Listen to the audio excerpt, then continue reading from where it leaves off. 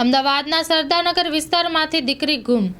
દલિત સમાજની દીકરી 36 દિવસથી ગુમ થયેલ છે, જે બાબતે પરિવાર સ્થાનિક પોલીસ સ્ટેશન, અમદાવાદ કમિશનર સાહેબ, ડીજીપી તેમજ ગૃહમંત્રી ઓફિસ જઈ આવ્યા હોવા છતાં પણ કોઈ કાર્યવાહી ન થતી હોવાથી દલિત સમાજ મોટી સંખ્યામાં અમદાવાદ કમિશનર કચેરી ખાતે રજૂઆત કરવાનો કાર્યક્રમ રાખેલ છે. 7 દિવસમાં યોગ્ય નિકાલ ન થાય તો સમાજ દ્વારા ઉગ્ર આંદોલનની ચીમકી ઉચ્ચારવામાં આવી છે. Story report by Vikramsinh Zala, Naroda, Ahmedabad. હું કલ્પેશ પરમાર, અધ્યક્ષ જનતા સેના ગુજરાત. આપ સૌને જણાવવાનું કે દલિત સમાજની એક દીકરી છે જે છેલ્લા 35 દિવસથી વધારે સમય થઈ ગયો તે ગુમ થયેલ છે. આ બાબતે પરિવાર દ્વારા સ્થાનિક પોલીસ સ્ટેશનમાં જાણવાજોગ અરજી આપી. થોડી ઘણી કામગીરી ત્યાંથી થઈ, પરંતુ દીકરીને શોધવામાં સફળતા પ્રાપ્ત ન થઈ. તે દરમિયાન દીકરી વડોદરાથી અંકલેશ્વર બાજુ સીસીટીવીની અંદર 2 અનનોન લોકો જોડે સ્પોટ થઈ છે. કન્ક્લુઝન કર્યું પોલીસે સ્થાનિક ત્યાંની અમે બતાવે કે કોઈ લવ અફેર કાં તો આ પ્રકારની કોઈ ઘટના નથી. કોઈ અજાણ્યા 2 ઈસમો જોડે દીકરી ત્યાં દેખાવા મળી છે. તો પરિવારને શંકા છે, સાથે સાથે અમને પણ શંકા છે કે હ્યુમન ટ્રાફિકિંગ કે અન્ય પ્રકારના જે ગુજરાતમાં ને સમસ્ત ભારતમાં નાના મોટા બનાવ બનતા હોય તેની અંદર દીકરી ક્યાંક શિકાર ન થઈ જાય, આના માટે તાબડતોબ જબરદસ્ત પોલીસ જોડેથી કામગીરી કરવા માટેની આશા અને અપેક્ષા પરિવારે ખૂબ જ રાખી. આ બાબતે પરિવાર સ્થાનિક પોલીસ સ્ટેશનથી માંડીને ડીસીપી ઓફિસ ગયો, સેક્ટર 1ને મળ્યા, અમદાવાદ સીપી સાહેબને મળ્યા, ગાંધીનગર ડીજીપીને મળ્યા, ત્યાં રજૂઆત કરી, પરંતુ ત્યાંથી કોઈ નિરાકરણ ન આવતા પરિવાર આખરે હોમ મિનિસ્ટરની ઓફિસ જે છે ત્યાં જઈને રજૂઆત કરવામાં આવી. ત્યાંથી આ ઓફિસે જાઓ, અહીંયાથી પેલી ઓફિસે જાઓ, આ પ્રકારનું તંત્ર દ્વારા કામગીરી કરવામાં આવી છે. આ બાબતે જનતા સેના તમામ આગેવાનો અહીંયા ભેગા થયા છે. આગેવાનોનું અમારું સૌનું એવી માંગણી છે કે આ તપાસને તાત્કાલિક ધોરણે ક્રાઇમ બ્રાન્ચને સોંપવામાં આવે, અલગ અલગ ટીમો બનાવવામાં આવે, દીકરી ક્યાં છે એની શોધખોળ કરીને પરિવારને પાછી આપવામાં આવે. કારણ કે હું સમજુ છું કે કોઈ પણ દીકરી કે અન્ય પ્રકારના સેન્સિટિવ બનાવ બનતા હોય, પોલીસ ચાહે તો 2 દિવસની અંદર, 1 દિવસની અંદર 500 માણસોને લગાવીને કે 500 સીસીટીવી ચેક કરીને દીકરીને શોધી આપતા હોય, તો આ પ્રકરણની અંદર ઢીલી નીતિ શા માટે અપનાવવામાં આવે છે? અમને એવી શંકા જાય છે કે શું દીકરી દલિત પરિવારની છે એટલા માટે પોલીસ તંત્ર દ્વારા ઢીલી કામગીરી કરવામાં આવે છે.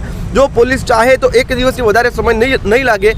તો હું આપના માધ્યમથી કહેવા માગું છું કે દિન 7ની અંદર જો દીકરીને શોધીને પરિવારને પાછી આપવામાં નહીં આવે તો આક્રોશભર્યું આંદોલન કરવામાં આવશે. તેની ગંભીરતાથી નોંધ તંત્રને લેવા માટે વિનંતી.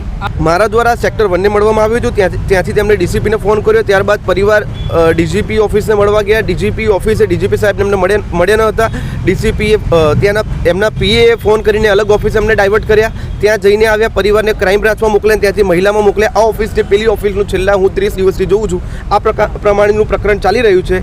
છેલ્લે પરિવાર જ્યારે એચએમ સાહેબને મળવા ગયા તો એચએમ સાહેબને મળવા નહોતા દેવામાં આવ્યા. એવું કહ્યું કે અહીંયા નથી, કાં તો કાલે આવજો, પરમ દિવસે આવજો. એમના પીએ એવું કહ્યું કે હું જે તે ઓફિસમાં ફોન કરી દઉં છું, તમે ત્યાં જાઓ. પરિવાર માનો કે મહિલામાં એમને ગયા તો ત્યાંથી એમને હાર્ડ ડિસ્ક લેવાની કીધી કે 2 હાર્ડ ડિસ્ક તમે લઈ આવો, ત્યાંથી તમે ત્યાં જઈને આ ડેટા લઈ આવો, પેલા ડેટા લઈ આવો. તો હું એવું કહેવા માગું છું કે આપ આખા સમસ્ત પ્રકરણ દરમિયાન પરિવારના જબરદસ્ત પૈસા વપરાઈ ગયા છે. કારણ કે માનો કે અહીંયાથી વડોદરા કાં તો અન્ય જગ્યાએ 10-15 માણસ સાથે જવું હોય તો ખૂબ જ ખર્ચો થાય છે. આ બાબતમાં પોલીસે પોતે કોઈ હાર્ડ ડિસ્ક કાં તો પેનડ્રાઈવ જાતે લીધી નથી, પરિવારના એક્સપેન્સથી લેવડાવવામાં આવે છે અને કામગીરીના નામે શૂન્ય કામગીરી છે. દીકરી ત્યાંથી નીકળી હતી, પરિવારને કોઈ જાણ ન હતી, એટલે પરિવારે એના મિત્ર સર્કલમાં નાના મોટા કુટુંબીમાં તપાસ કરી કે કંઈક નાનો મોટો કદાચ આપણે બીજી રીતે વિચારે એવું કંઈ પ્રકરણ બની શકે, પણ એવું કશું જ નથી. દીકરી ત્યાંથી તપાસ કરતાં કરતાં વડોદરા દેખાય ને વડોદરાની અંદર જે છોકરાઓ દેખાય છે કોઈ 2 અનનોન લોકો એ એમની જોડે દેખાય છે, અને ક્યાંના છે શું છે કોઈ માહિતી બાબતે નથી. એટલે કોઈ સ્થાનિક લોકોના સંપર્ક કોઈ જ નહીં, સ્થાનિક લોકો અનનોન ટોટલી છે. ફોન ઉપર વાતચીત એવું કંઈ થયું છે? ના, બિલકુલ નહીં, બિલકુલ નથી. અચ્છા, આજે તમે કમિશનર ઓફિસે શું રજૂઆત કરવાની? સીપી સાહેબને એ જ રજૂઆત કરવાની છે કે ફક્ત દલિત સમાજની દીકરી નહીં, કોઈ પણ સમાજની દીકરી હોય ને આ પ્રકારનો પ્રશ્ન બનતો હોય તો તાત્કાલિક તમારા સ્ટાફને તમે માહિતી આપો કે આમાં જબરદસ્ત કામગીરી કરે શરૂઆતથી જ. કેમ કે શરૂઆતથી જ્યારે તમે નથી સાંભળતા ત્યારબાદ અમારે રોડ ઉપર આવવું પડે છે. કોઈ પણ સમાજની દીકરી હોય, આ રીતે ગુમ થયેલો હોય કે કંઈ પણ પ્રશ્ન બને તો તમારે તાત્કાલિક તમારા સ્ટાફને આને કામે લગાવવું જોઈએ અને ઓછામાં ઓછા સમયની અંદર કામગીરી કરવી જોઈએ. માં motor driving, safe and sure driving. Driving એ શોખ સાથે આપની મોટી જવાબદારી પણ છે. અમારા ઇન્સ્ટ્રક્ટર દ્વારા સચોટ અને સરળ માર્ગદર્શન. આપની રોજની તાલીમની માહિતી મેળવીને શું અધુરાશ છે એના ઉપર પૂરું ફોકસ કરાય છે.